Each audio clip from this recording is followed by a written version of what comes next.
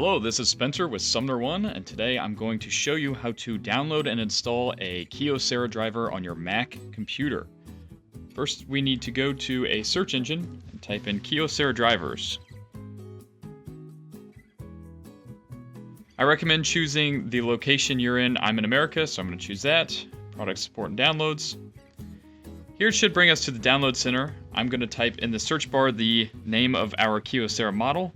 In my case, it's the MZ4001 CI. It should auto-populate. I'm going to click that.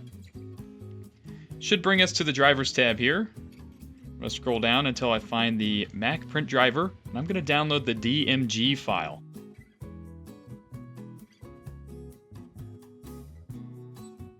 Once that's finished downloading, I can open that DMG file. We'll have three options here. I'm going to open the .pkg, the package file. And I'm going to click continue through the installer. Click agree. Click install. We will need our password.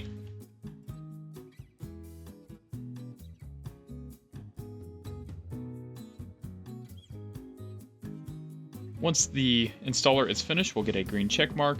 We can click close here. We can go ahead and move this DMG file to trash, and we can exit out of the package file. And you'll notice when it's finished installing, we'll have a new app called the Kyocera Print Panel app. I'm going to open this up. Now notice we don't have a printer installed in the print panel. We will need to add one via the system settings here on our Mac device. I'm going to go down to our system settings. Scroll down until we find our printers and scanners tab and click add printer. We're going to add our printer via an IP address. So I'm going to click the IP logo here in the address bar. I'm going to type in the IP address of my copier. And then under protocol, I'm going to ensure that it is set to LPD or line printer daemon. And then here I'm going to rename the device. We can go ahead and click add here.